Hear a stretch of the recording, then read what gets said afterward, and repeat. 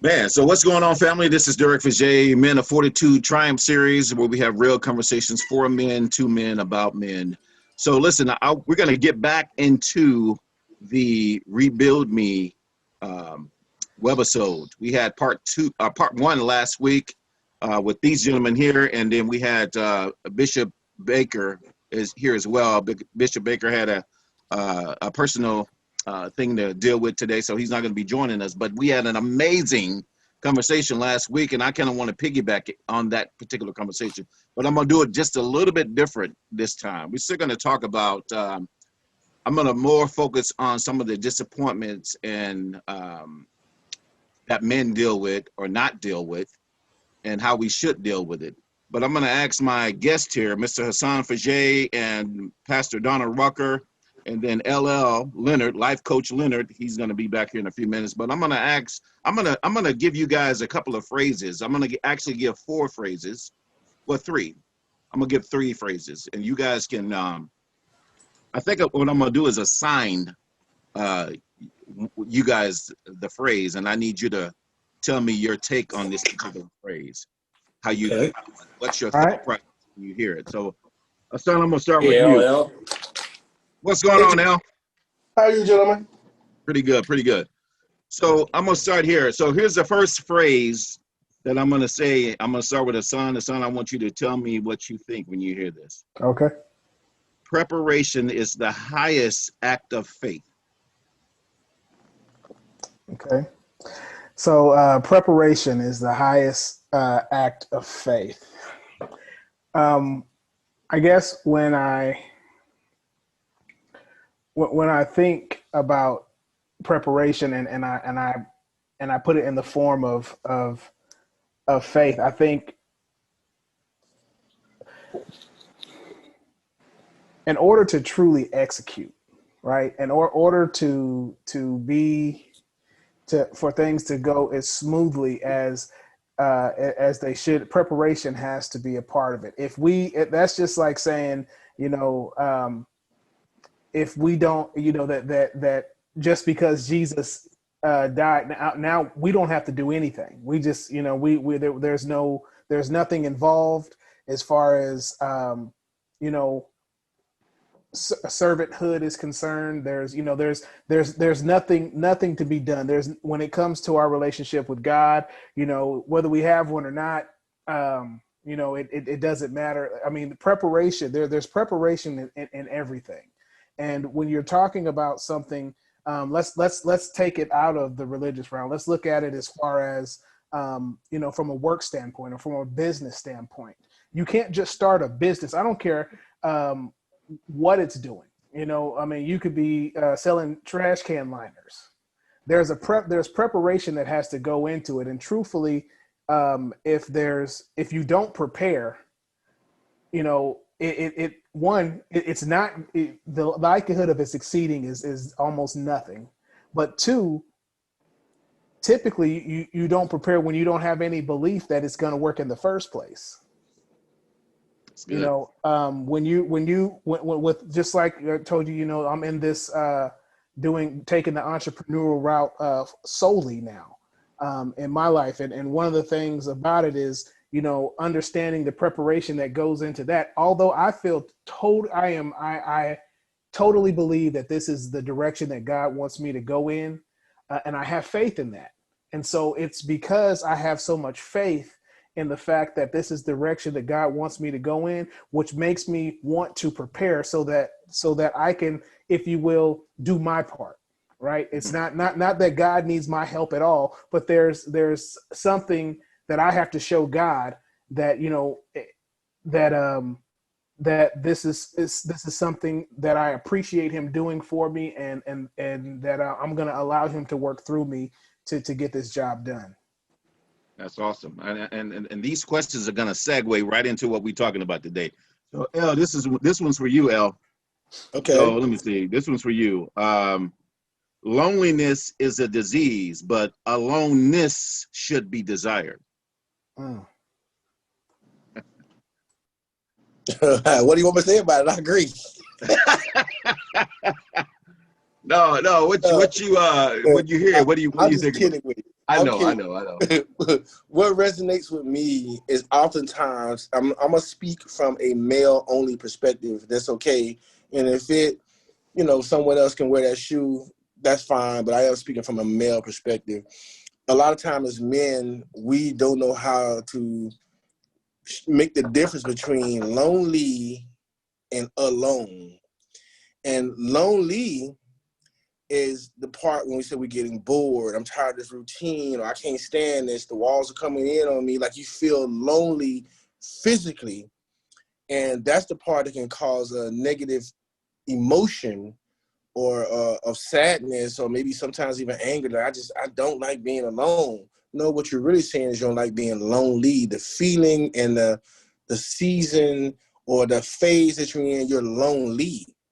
However, being alone doesn't necessarily mean you're lonely. Alone just means being by yourself in solitude. And sometimes, if you want to know the truth, most times that's where greatness happens.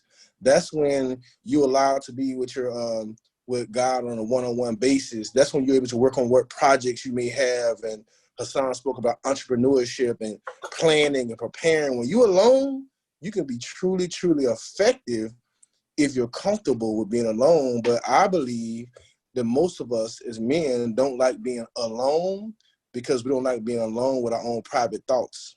Wow. We don't like alone being with those emotions and unresolved trauma that we haven't dealt with. So being alone forces us into a situation where we have no other distractions.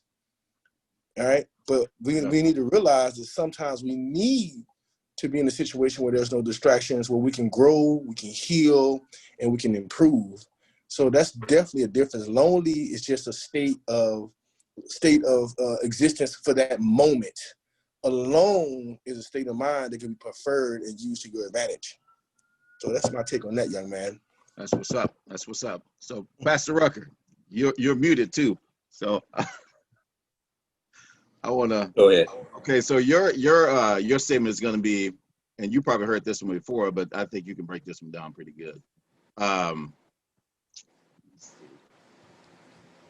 going to go with adversity introduces a man to himself. Oh. Yeah. Yes. Well, I will say this: it depends on the man. Whoa. All right. Yeah, because there's no way of avoiding adversities, conflict, and those kind of things. You're gonna have those issues, especially in relationships. But it's really predicated on the man and his perception of the adversity, because based on his perception of it, would cause him to either react or respond. And so it really depends on the man. If he's grounded, if the man is grounded in life, that's not only with God, but grounded in himself, got good self-esteem, believe in himself, then you'll see him responding, not reacting. But if that man is not grounded and he's been pretty much living his life based on his emotional status, you'll see reactions all the time. And most of the times those reactions are negative, because most of the time those emotions that are causing the reactions are negative. And that's all based on perception. I believe the Bible says it this way, iron sharpens iron. So you're going to have those things, you need those things to really make you a good man, Yes. Yeah, you need those challenges. I believe God created us for those challenges. Yeah. So that's my take. That's awesome, because I think it's first and foremost, I didn't prepare these guys to answer these questions. I know their hearts, and I know how they're gonna. I don't know exactly how they're gonna respond, but I know that they're gonna give you some principles that you can use when dealing with controversy, when dealing with frustration, when dealing with disappointment, which is what we're going to talk about today. How do we as men deal with disappointment? How do we deal with when life hands us a lemon? What do we do? How do we handle that? Do we? Because most of us, we've never been taught how to deal with our own emotions, like El was talking about. When we're alone with ourselves, spending time with ourselves, most of us don't want to do that in the first place. We all, I was one. My drug was a woman. My drug was a woman. I always had at least two women in my past. I always had at least two women, at least two. So, and that was my escape, if you will.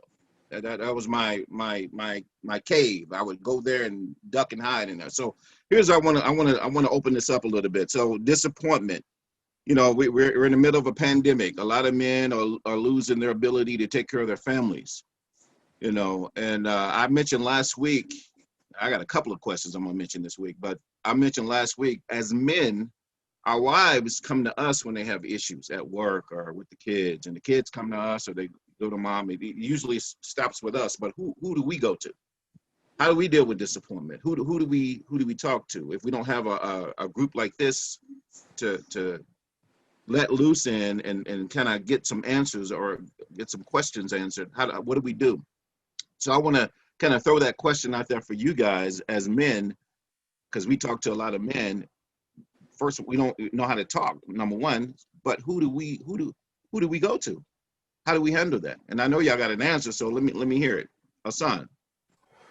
Honestly, I think it's extremely important who you go to in situations like this, because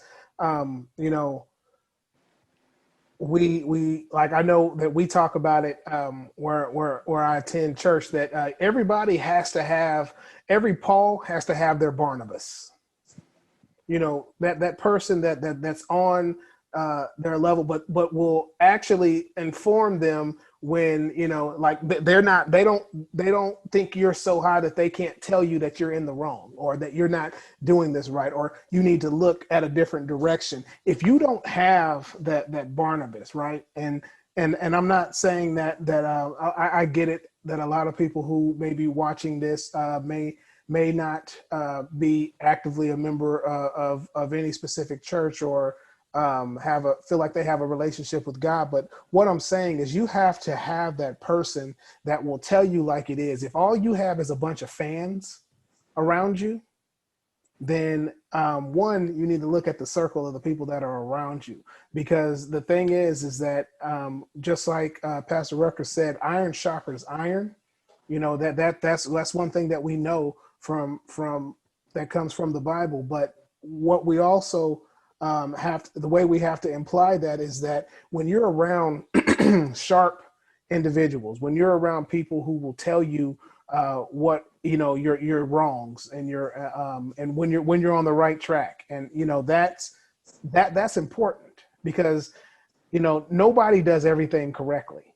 Exactly. And so when you're not doing it correctly, sometimes we have to get out of our own way and listen to what that well-meaning friend or that well-meaning mentor has to say about how we need to go at things. And so, that's the thing about it, is if you have a bunch of fans, if people don't tell you when you're in the wrong, or if they disagree with you, I don't care how close you are, how much alike you are, you're going to disagree at some point. And so it's important to have those people around you, so that you can have a different point of view. But it also gets your creative juices flowing. It gets you to stepping outside of yourself and looking at something that'll help to make a better you.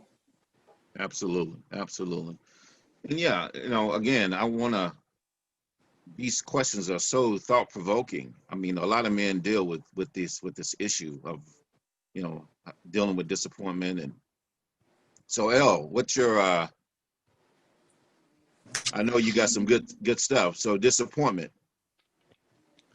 Well, are you asking me who we go to about disappointment, or how do we deal with it? Yeah. When we're dealing with disappointment, or when our wives come to us, or our girlfriends, or our children come to us with these issues, who do we go to, and how do we deal with disappointment? Big question. Kind of, I guess it's a dual answer. I know the answer that most of us are going to say, and we've probably said it before, is you should go to God. We know that cliche answer. We know that, like, that's easy. Now, I'm not saying it's easy to do, and I'm not saying all of us know how to do it, but we know that's the right answer. That Right. is going to take time. Now, I don't know if that's always practical for some men in those situations when they actually going through that disappointment, that pain, that hurt, and they don't have that relationship with God to be able to go to Him on a regular basis about any and everything. So that may not be the initial activity for them. But I will tell you that on a practical side of it, people have a tendency to go to one or two places. You're either going to go where you're going to find comfort or where you're going to find true advice. If I just want you to agree with me, like Hassan said, then I'm going to go ask the people who I know kind of going to agree with me. I'm not really looking for another solution. I really just kind of want to be validated and like, oh, yeah, you know what? I knew I was thinking that. I appreciate that. But you really didn't get any growth out of that. Now, what I would say the other direction you should go is nothing's new under the sun. Everything's happened before. So why not find some people who you know have been through that same situation before? You know, if I want to talk about marriage and how to make it long, then I'm going to go to Pastor Rucker and say, hey, Pastor Rucker, obviously I haven't done this correctly, and I'm thinking about venturing down this road. Could you help me out? Because he's my senior. He's done it a lot longer than me. So I'm going to take some of his advice. If I want to open a business, I'm not going to go to somebody who's never opened a business. I'm going to go to somebody and say, hey, you know, especially if I can find somebody who's in the same field as me. If you've done it 10, 20 years before me, and even if you failed at it or had some failure, I want to know about that too, because you learned something. So I think we should go to the people who have already walked the path before you, because they can relate and they can give you some good wisdom on what to do, what not to do. You still have to make your own choice, but at least they can tell you about how to deal with disappointment. Okay, do I go do disappointment in a negative way, or do I go deal with disappointment this way? Do I communicate vocally about it, or do I not communicate? How can I get some wisdom on that? So I think that would be the route outside of God, because I want to go back to that. When we build that relationship and we reach out, we should be going to Him more often than not. But then He also works through humans. So pray that He puts the right humans in your life, and you can go to those humans and He can utilize them to also impart some wisdom and knowledge also about that particular subject or situation. So I think it's a 1-2 punch there. That's what's up. Good advice. Good advice. That was very good. Pastor Rucker. I mean, very good advice. Yeah. You know, well, for me, disappointment, you know, it's part of life. But one of the things that I have learned, especially in 21 years of pastoring, is that I control the disappointment. And I believe that you can control it. That's good. I really do believe you can control your disappointing moments when you can adjust your expectations.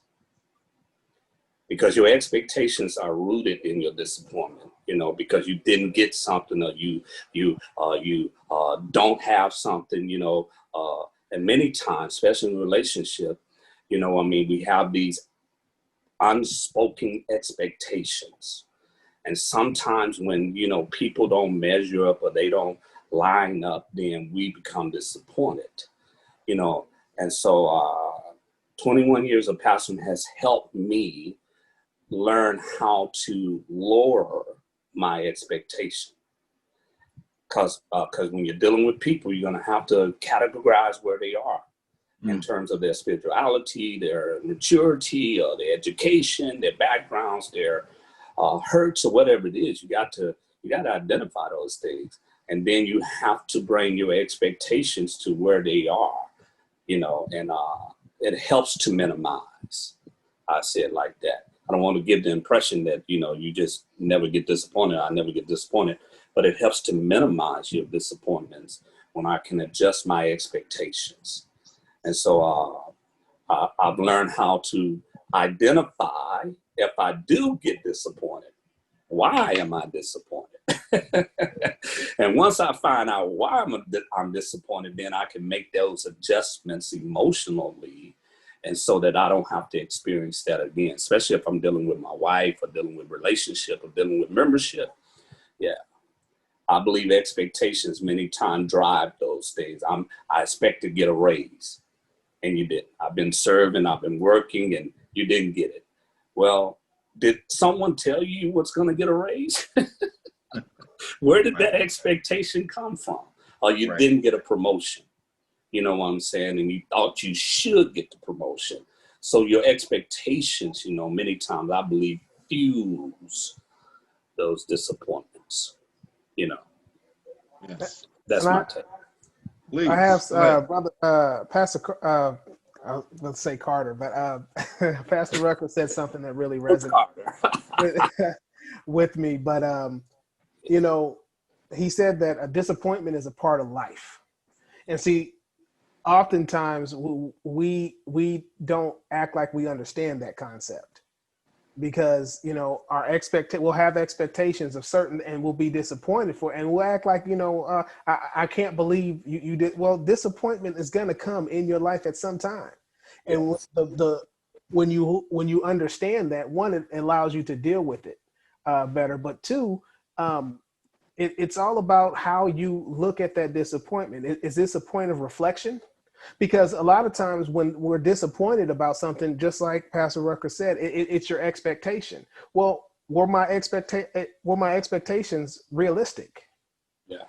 You know, I can't tell you how many people that I've run across that have unrealistic expectations, Right. and would you set yourself up for disappointment Exactly. when you have unrealistic expectations? And so, you know, it's really important that we manage those. You know, we look at it and say, you know, should I be disappointed? You know, I mean, honestly, you know, if let's say, you know, my expectation is to make $1 billion. Well, if I only make 500 million, should I be disappointed? Right. You know, Right. so sometimes those expectations that we set, I think it's very important to make sure that we're making sure that they're realistic, because you know you set yourself up, you set yourself up for failure, set yourself up for disappointment, all the same thing. Absolutely. Absolutely. Yeah, I Right. have Good point. you know, first of all, y'all knocked it out the park. You know, I think a lot of men deal with this particular subject and they don't know how to most men don't know how to, I heard one of y'all say, adjust to, you know, I just believe that at some point in your life, you kind of have to get used to things not working out exactly the way you plan it. You have contingency plans There in you go. place just in case. You're not saying it's not going to work, but you got to have the mindset of, okay, if this happens, I'm going to do that. If that happens, then I'm going to do this. You got to have that in your mind. You just can't go with one plan and expect for that one plan to go. Plans change, decisions don't. Plans change, decisions don't. Like if I decide that I want to go to the store when I get off this Zoom call, that's a plan. Now I may go later on after the decision to go to the store hadn't changed, but the plan changed. So we have to be able to adjust. I think I heard Tony Robbins say one time, he says, if we can understand that life happens for us and not to us, if we can just get that type of mindset, that understand that everything that's happening in life, first of all, God is still in control of everything that's going on. If it happened, a lot of it could have been your decision, and then a lot of it, but at the end of the day, God is still in control if you have that relationship with him. And I think that's where this conversation is going, is to have a better relationship with God. So let me go to the this other thing here.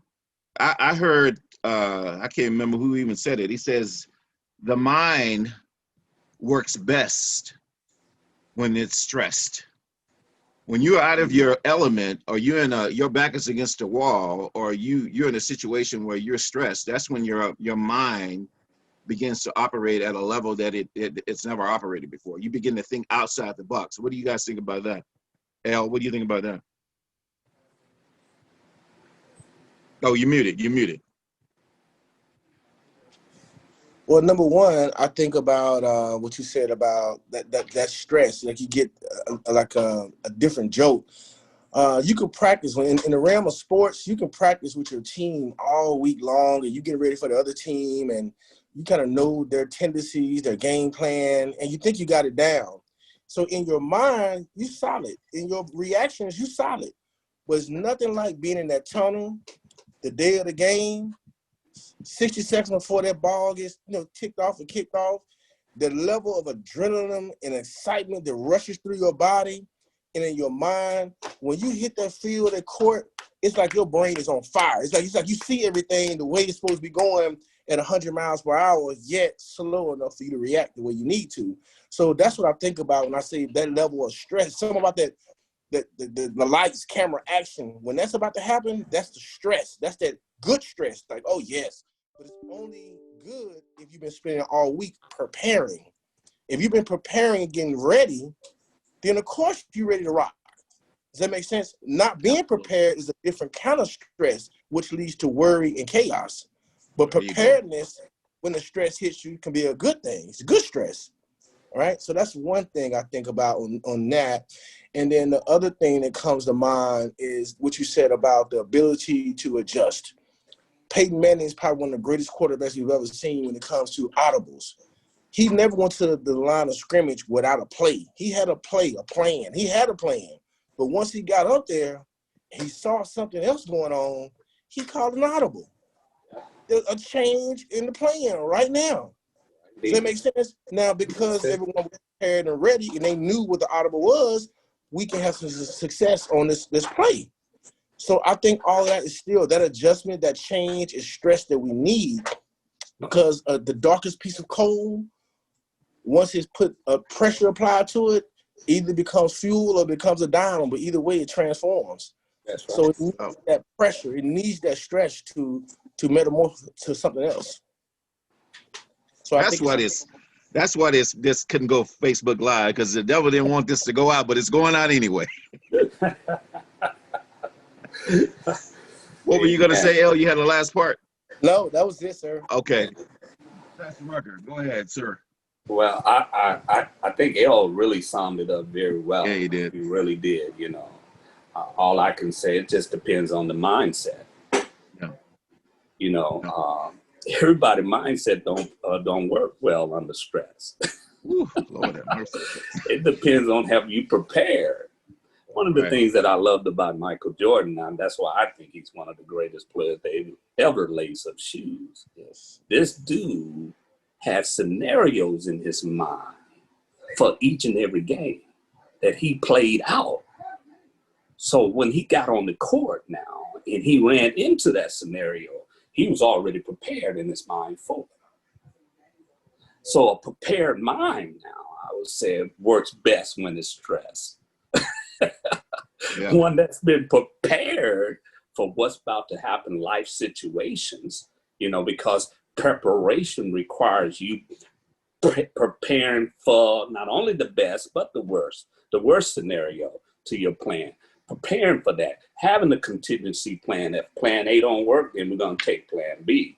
And that's what Michael Jordan, that's why I love that guy. When you watch this guy play, he wasn't the tallest guy in the world, but the guy was prepared mentally. That's what made Michael Jordan so great, is that mentally he was tough. And so if your mind ain't prepared, I promise you, under stress, it probably will crack. Yeah. It probably will explode, because you haven't prepared yourself for life situations. Mm-hmm. And you have to prepare yourself for life situations, because everything is not going to go according to what you said there. That's your right. Plan. Yeah. And you got to prepare for that bump in the road, that the getting pulled over, or the car stopping, or, someone distracting you. You got to prepare for that. So, but your mind ain't prepared. I believe the stress of it would cause you to either choke, give up, back up off the plan, or whatever it may be, or come up with one. Yeah. Facebook, Zoom. I hope y'all are hearing this. A lot of I know the guys see the correlation with those phrases that I put out in the beginning. You see the correlation on how they fit in to what we're talking about.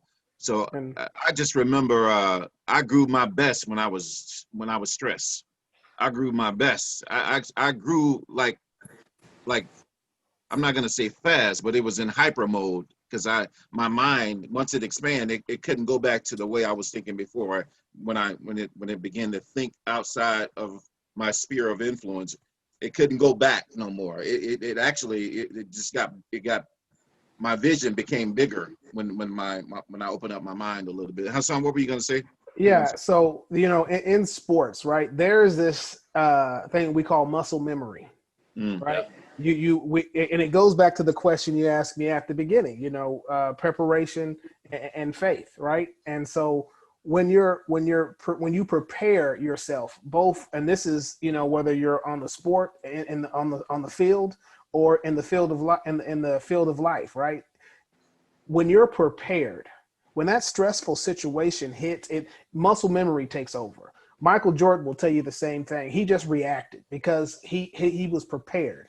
As a track coach, I remember times when we'd be working on stuff all week during practice, the last couple of weeks, and so I'd have an athlete come up to me and say, "Hey, coach, so when I'm driving out of the blocks and I'm supposed to stay down for the first 30 meters, and then I'm supposed to come up." And I was like, "No. We're at the meet. You just run now.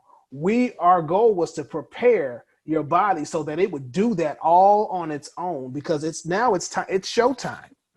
So the thing is that in life, if you want to be prepared, like for me, like when people say when you're stressed out, and what people typically associate with that is being kind of in a tizzy, and you have to, I don't operate like that. Me personally, when I am stressed out and I'm moving because sometimes people say, in order to see your urgency, they have to see you kind of frazzled. I don't operate well in that space.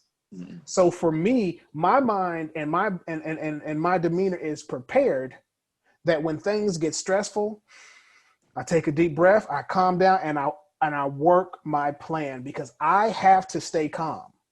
If I don't stay calm, then I know that stuff is going to get missed if I start moving too fast. When I have to make sure that my mind already kicks into the gear. Okay, Hassan, we need to make sure that we don't get moving too fast and skip over something that was extremely important. And so that's that. But that's all in the preparation of things. That, like, Michael Jordan, when he just got on the floor and reacted. And Stephen Curry, he's another person. The reason why those shots that he's making, he made those 1,000 times before. Yes, he was prepared. There's muscle memory in there. Oh, I know exactly how that feels. I know when I need to run in there for that rebound, because as soon as it comes off my hand, I know when it's going in. That's called preparation. Muscle memory in life. You guys want to know how to react with stress? The thing is how did you prepare? How do you prepare for this stressful situation? How do you prepare for any stressful situation? And if you prepared yourself, muscle memory will take over. And when muscle memory takes over, that's when you can perform at your best level. If you haven't prepared, like Pastor Rucker said, you're either going to crack, you're going to this is a situation where hopefully, if that happens, you find yourself, you decide, I need to prepare for next time. I need to put together a plan so that I can react. I can get out of this situation as quickly as possible. Right. Can I say this? Yeah, go ahead. I was just going to say this to the audience that's listening, especially to men, when we're talking about preparation and we're talking about faith. Yes. We really need to understand, though, there are two types of faith. There's a natural faith, and then there's the God kind of faith. In the God kind of faith now, where I'm depending on God, my response now in faith is based totally on God's word. Totally on God's word. The God kind of faith only operates from the word of God, period. Natural faith is totally different than that, And so I really want us to distinguish, because God is not conventional. And I'm here to tell you, God likes putting you in stressful moments in the faith process. Wow. That's good. Good, Pastor. So, wow. But you have to develop, based on his word. And do you really trust him? And based on your trust now, it would depend now if you would respond to what he is asking you to do. Natural faith is totally different than that. You get that from the academy. You get that from, track and field, like those mechanics, those natural mechanics of things where you can trust that process, that science. But when it comes to the God kind of faith, that is rooted totally in God's word, where he's governing that. I believe in Hebrews, it says Jesus is the author and finisher of our faith, of the God kind of faith. I just wanted to point that out, to the audience that's listening. Yeah. I'm glad you did, because that was my next question. My question was, okay, what does preparation look like, for that gentleman who hasn't prepared, or, well, how do I do that? What do I do? It's every day. It's, it kind of reminds me of when I used to work I used to manage Chili's, and we would have the area director come in every so often, and some of the managers would be running around trying to fix this and fix that and do this. I had the mindset of, why don't we just do this all the time? Then we won't have to worry about trying to get ready or scatterbrain. And I never panic. I don't like panicking. Panic is just not my MO. I figured if you do it all the time, then you won't have to panic. So when I come in, you can always tell. This is what the employees used to say. You can always tell what manager's on duty based on how the employees act and what they were doing before it was time for them to start the shift, or right at the beginning of their shift. You can always tell, because there are certain things that some employees do because they know I'm going to check, I'm going to follow up, and I'm going to be asking questions. So they already know. They just making sure that it's done. Just like your family, they know if the standard is here, that's what they're going to do. They're not going to try to cut corners. They're going to make sure that everything is lined up, because that's the standard, and that's kind of how God is. So we have to prepare ourselves. We got to begin to do these things every day.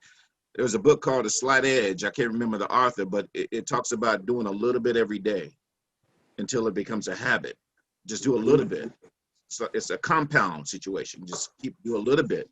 Don't try to, you can do a whole lot one day and then the next day stop. That doesn't work. You got to do a little bit every day, just a little bit every day. And all of a sudden you'll see results. But anyway, I don't want to get too far off into that, but I definitely appreciate you breaking that down, Pastor Rucker, and explaining the difference between the two faiths.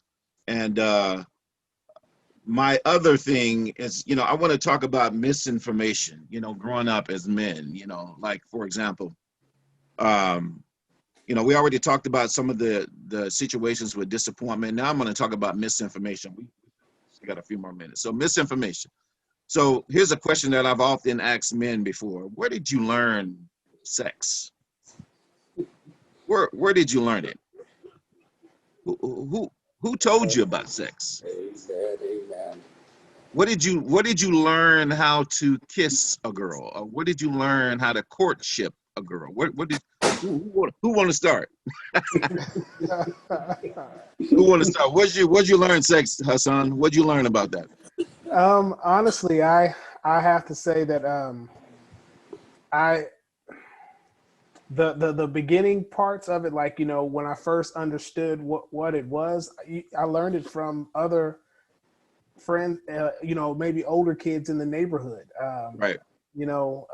That's when I learned what it was and all that. But I think as I got older and even more interested in it, I thank God I had people like my uncle or my godfather to go to and talk more in depth about it. But yeah, initially, man, it was the kids in the neighborhood and the older kids talking about it and eavesdropping. And honestly, I even say this is even to some extent TV. Yeah. Hassan was trying to keep it clean. He was trying to bring it back, but no, I'm gonna catch you, brother. I'm gonna catch you. I learned it from Playboy, Hustler, all of those books that they had in that time, that talked about sex, that gave you the imagery of sex and stuff. And of course, you're in the privacy of your bathroom, bedroom, wherever you are, and you practice. I don't want to get too graphic. Yeah. You practice. Right. Yeah. what you read, what you saw, Yeah. you know, and then when the time came for the experience, you know, I don't know about you, but I was still shaking because I still wasn't sure about it. That's real You talk. know, they didn't Real talk. have biology like they had, you know, well, they had it, but they didn't talk about biology, especially of the anatomy like they do now. So you had to figure this thing out, you know, from what you heard from others, what you read, you know what I mean? And then you have to play like you know what you're doing. Right. That's what's up. And nobody was ever a virgin. Yeah, right. Right. Yeah, because you had, even if you were, you had to act like you weren't. No. Oh, no. Yeah, I can tell you. So that's where I learned. And I got to tell you, I never forget this girl, you know, she schooled me. Thank God she was merciful. Because I didn't know what I was doing. Yeah. Thank God Yeah. she really liked me. Yeah. Yeah. No, really. Yeah. Because I didn't know what I was doing, man. You know, you read this stuff, you hear about it, but still don't know until you're in that moment, you know. Right. I mean, and so for me, that's how I learned. So That's what's up. L? I was lied to. I can tell you this. Those guys, Absolutely. they lied to us. Lied to you. Absolutely. I And was TV wondering still if lied somebody to was going you. to say that. Yeah, TV lies to you. You know, the pornography, they lie to you because they tell you can go this long. Yeah. Yeah. So, And they got take 1, take 2, and take 3 on that. yeah, yes. And the L, girl you're looking muted. at you like, look, are you finished? Right. Yes. So, that's it. L? Man, they answered all of it. I mean, between magazines, like Pastor was saying, and maybe some younger women, women a younger day, and your friends in the neighborhood. I mean, even music. I mean, it was so much stimulation going on all around you that you would get bits and pieces that were going to your brain, going to your computer chip, and then you got to try to mix all it up and act like Superman, and knowing that you wouldn't. You was Clark Kent all the time, and it's I don't know. I think they covered it all, man. Because I'm sitting back thinking we didn't have internet. We definitely didn't have anybody that was open to talk to. I know I didn't have anybody open to talk about it.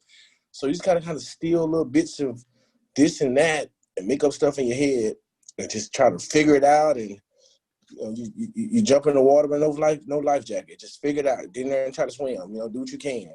And I think that's traumatizing. Yeah. Traumatizing to your self-esteem, and it also can be a little too inflating to your self-esteem at times, where you feel like you're more than what you really are. Right. But I think I can say that from what I learned about it, was all totally wrong. And I don't like to use the word negative, but I learned it from the bad lens. I didn't understand the difference between intimacy, affection, and sex. At an early age, those 3 words don't even come in your mind. Just one of them comes to your mind. It's all the You think same thing. and you're not doing that very well either. So Yeah. that's a great question, man. Thanks a lot. Yeah. Man, they all hit on something real deep though. There that we shouldn't back up off of that. You know, Go because ahead. there's a big difference between sex and intimacy. Absolutely. Yeah, for sure. For sure. You know, it's a big difference. And, you know, you're not taught those things. We don't talk about those things as men. Yeah. You know, the intimacy, what it requires, you know. I remember my son just left. Both my boys, I had to talk to them, set them down. And I tried to explain to them that, you know, a woman is like a Chevy, a 67. That's back in my day, that car had to be warmed up. Yeah. Yeah. You couldn't Real just talk. go and start that car. No, you warm that car up. And that's what intimacy is. And that's what a great deal of women want. Mm-hmm. They like the intimacy more than the sex. And Absolutely. as men, we are just, you know, when it comes to intimacy, it just wasn't informed. And so I think L hit something. That's huge. That's a big conversation right there, man, that we should have as men, especially with these young guys. Right. Yeah, I think they got the word now, just smack it. Is that what it's called now? You got to smack it. Y'all help me out. And I do my best to stay out of that, because it's just, you know, like Elle said, I was lied to. Oh man, I was lied to, because I remember thinking to myself, it's like, wait a minute, that's it? Right. Like that, this is what everybody's been talking about? Mm-hmm. You know, and so one of the things for me is I made sure that I spoke to my son about it, and making sure that he, if he has questions, to feel comfortable with asking me about those questions. Because the thing is one thing I don't want him to do is make the same pitfalls that I made. And it's, you know, and you know, I know that it didn't start with my generation, right? Where people would sit there and act like if you weren't doing it, something was wrong with you.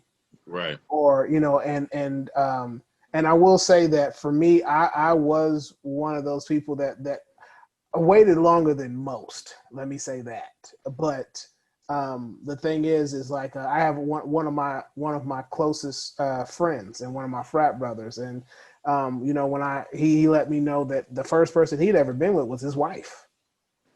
And I have a lot of admiration for that. But when I found that out, I was just like, man, that, like, I didn't know that I could admire you anymore, but you just let me know that I did. And so, you know, I'll mention that to my kids, you know, my son, because of course, like we said in the you have to let your children know that daddy has flaws and daddy didn't do everything right always. And so that's one of the things where I was like, listen, I didn't necessarily do this right, but the thing is one thing I can tell you, I was disappointed when I found out. It was just like, oh. And so when I found out, I said, you know, and I'll tell him about his uncle, and I'll say, hey, you know, Uncle Jackie, he was a you know, he waited and you know, I think about the things that I admire him for that, and I really kind of envy him for that, because I'm just like, you know, that would have been an amazing thing to share, right? And we talk about it so much these days that it's now it's commonplace, and it's not considered precious anymore, and that's a sad thing about it. And so that's why, truthfully, it's us as men that have to really put it out there to not only just our children, but our children's friends and the people that we, you know, how precious this really is, and the fact that, you know, and honestly letting them know what it was really made for, you know. I mean, because now it's just, you know, it's just commonplace. Like, I mean, the stuff that they show on TV now, they never would have showed that stuff when I was a kid. I'm still flat. Like, I'm just like, they have a Victoria's Secret thing, and this woman is almost naked. I'm just like, what is this? Right. So that lets me know in 10 more years, 15 more years, they just gonna be like, well, it's just the woman's anatomy. I mean, everybody knows about it. I mean, it's crazy to see where television and it seems like it just gets worse and worse as time goes on. Right. Yeah, it does. It does. Yeah, but I asked that question because, you know, most of the time, like, I'm with y'all, but I want to see the commonality. I want men to understand, hey, this is a problem. But one of the things that I just saw was what Pastor Rucker did with his son. His son came over to him and gave him a hug. You know, that's important. That's that relationship that we need to be building with our sons. That's intimacy as well. I think next week next week I think my show is going to be called Intimacy. That's what my show is going to be called. We're going to be talking about that next week. Intimacy. Look into me and see what's really going on. I want to tell you what's really going on in me. That's what I'm going to talk about. I think it's important that we build these relationships with our children and teach them what was not taught to us. I learned from VHS.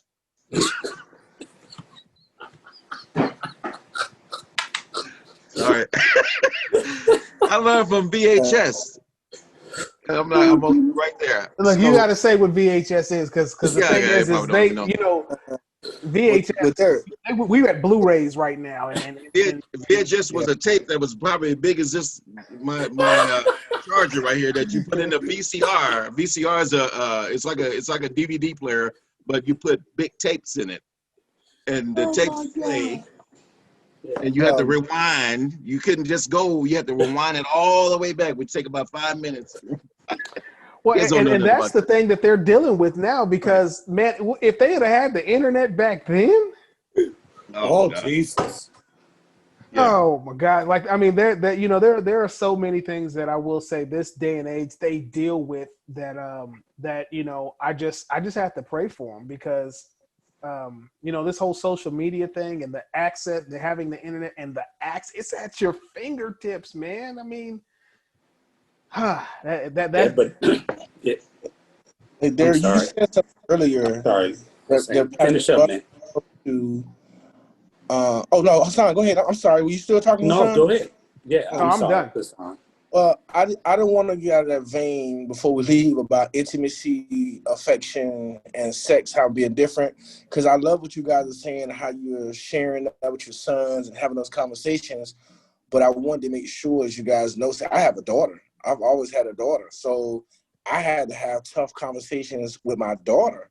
yeah, Because I'm sure that she was getting the information correctly instead of getting it in the streets or getting it from her friends or getting it at school.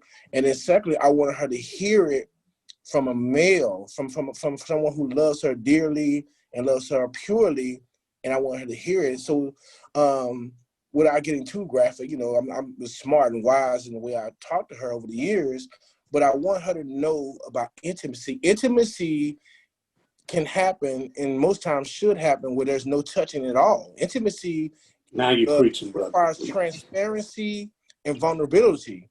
And a lot of times as boys, we grew up not knowing how to be transparent, like letting you really see me, who I am, my soul, my heart, my mind, my fears, and also the vulnerability of saying, here's my hurts, here's my pains, here's my insecurities. So those two things are required for intimacy to truly happen. And I want her to see that with me. So I was always transparent, saying with wisdom and vulnerable with her.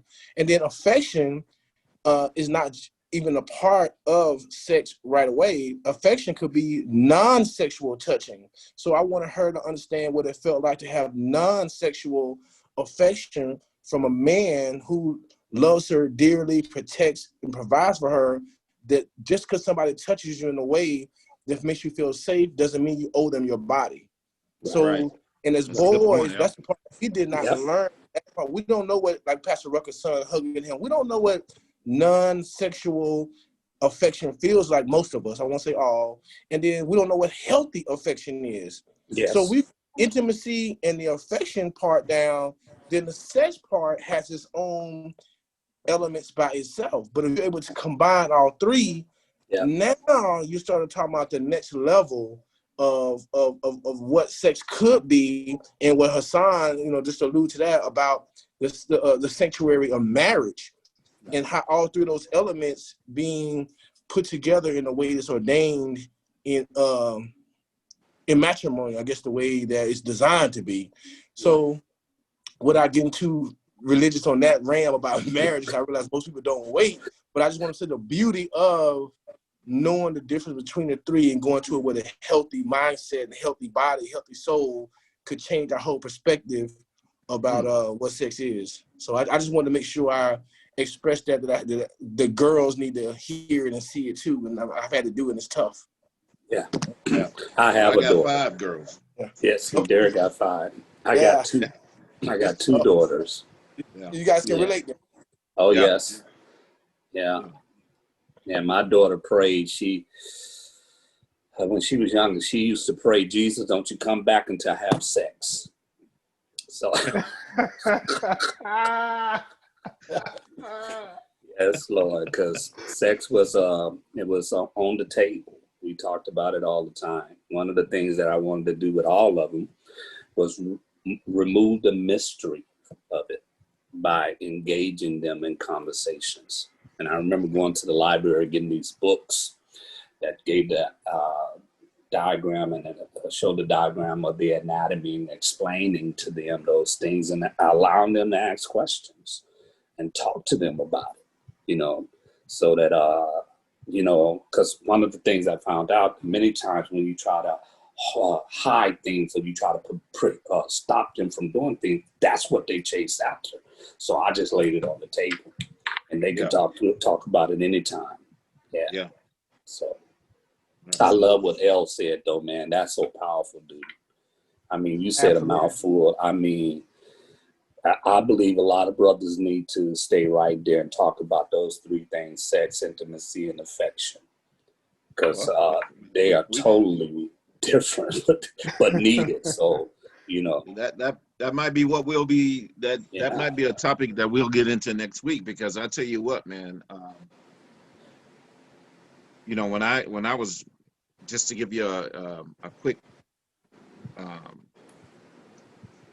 foreshadowing of next week, molestation and how that plays a part in your sexual relationships going forward, and how what that does to your mind in regards to sex, and how you treat the opposite sex or even the same sex. I mean, there's just so many different things that can happen because of that particular situation. As a young man, or not even, I wasn't even a young man. I was like 9, maybe even 8. And my mom, I just told her about this. I had put it in the back of my mind, but it came forth when I wrote my book. And I thought I had, I thought, you know, I put it away in my mind, but I was molested by 4 women. 4 women. They just had me rotating in 4 different rooms. And I think that aided in my sexual appetite as I became. Oh, no doubt. Absolutely. No doubt. So, yeah, we definitely going to crawl into that, because that is a very common story, especially when your father's not present to protect you. No doubt about it. Yes. You know, so, but yeah, that is a real topic right there. A real topic. I love what Elle did with his daughter, though, because he set her up for success. Because he kept saying this, you know, I was vulnerable. I made myself transparent with her. And I'd like to say this, not to blame, but, you know, the foundation for everything starts with the man. Absolutely. The male species was God's first project into the human race. He started with the male seed. We are the foundation. And I like to think like this, that anything that's out of control in our communities, anything out of control in our home, anything out of control in our schools, anything out of control in our society, is because we have not taught well. We have not done our jobs to instruct well, like Elle was doing with his daughter. He prepared her. And we have to prepare the generations after us for what's coming and what life is all about. And that starts with men.